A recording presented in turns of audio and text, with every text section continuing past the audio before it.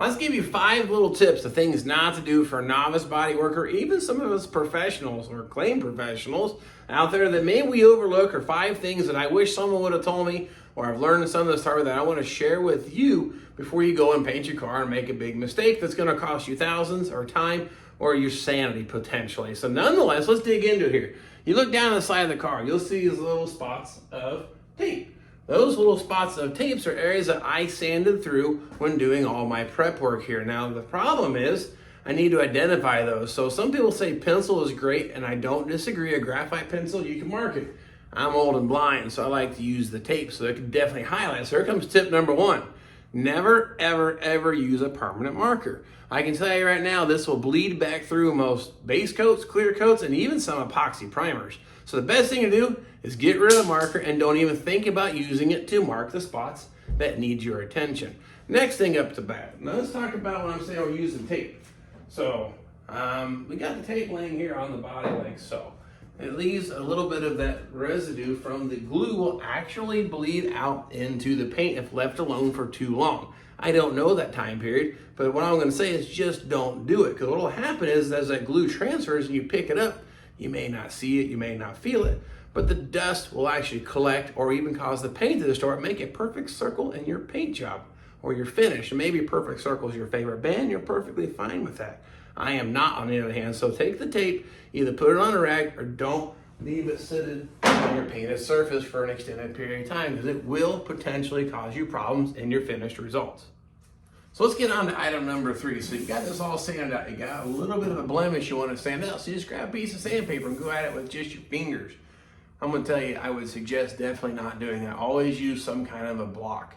Your fingers are not flat. Simple as that. I know these panels aren't also not flat, but the last thing you want to do is start digging some waves into the side of your perfectly sanded out body shell. So always, always use a sanding block. I don't care if it's 600 grit, 2000 grit, or wherever you're at with your project. Never go at it with your bare hand. I know people say, I've been doing it that way for years, it works fine. Maybe it does, but I'm trying to share with you as for a rookie or novice mistake, or how to get and ensure a better paint job when done. So I suggest always use a block. Now I'm going through all these steps because I've ordered the paint. It's supposed to be here tomorrow or be ready to be picked up kind of thing. And that's what I'm hoping for, and hopefully the temperature's warm, because that affects everything, especially when trying to paint at home here in your garage. So what I'm going to get into next though is when you're painting it, flash times or just dry times between coats is vital and important.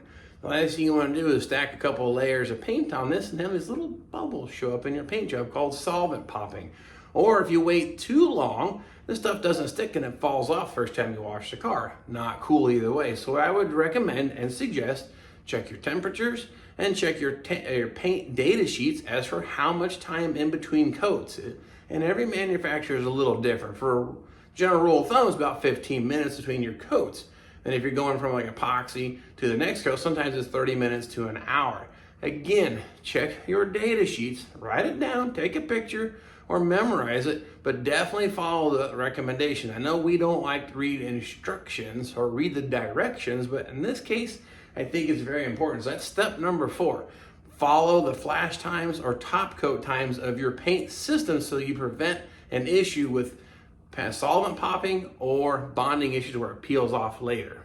It'll bring me down to the last one, part number 5, where I see a lot of mistakes, or I would recommend not doing, is we talked about it briefly, the temperature. That affects humidity. So you want the temperature to be about right, somewhere between 60 to 80 degrees. Again, check your paint and all that stuff. But the problem is sometimes with the temperature change, it causes a humidity situation. And humidity causes the paint to, I call it blemish. If I can get the camera angle just right in the light in here, you can see it's shining out here, and there's almost rings in this paint. I did a spray out, and it actually has rings as it gets in. I really hope you get that camera. Oh, there you go, just right. You see it almost like tree rings. As it started to blemish, is a little spot, a little more. I painted this when the humidity was insanely high because the first day it turned 70 degrees. This concrete started sweating. Everything in the garage was actually colder then, but it was creating a lot of moisture in the air. And this is what will happen to your paint job if you have the humidity or the temperature wrong. Your beautiful paint will look great when you first put it on, but then it turns this hazy look. Now the next step to fix that is either respray sometimes cutting and buffing, or the best solution is if it's super high humidity or just had a huge temperature swing, do not paint. And this is where it's going to get some people's, maybe it's a little, ruffle their feathers a little bit. Ready for this one? Do not wet your floor in your shop. I know we're trying to control dust and trying to reduce that. I'm gonna get a lot of people telling me differently, but what we're adding on the floor by dumping water is a bunch of humidity and the potential for something like this. Do what you want with that information. I'm just telling you from experience, sometimes the hard way, how these little tips have saved my butt in the future because I had to learn them the hard way, but I'm saving you that grief by sharing them with you. So that being said, that's 5 quick tips to help keep your sanity when trying to paint your car at home.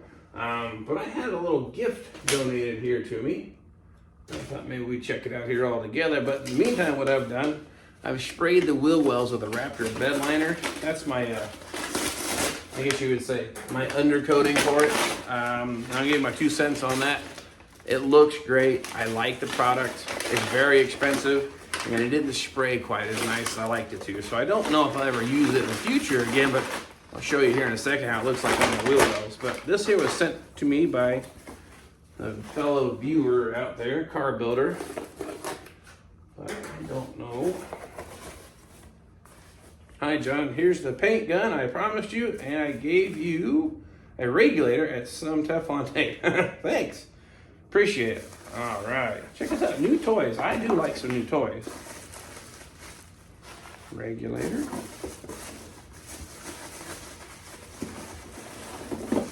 Well.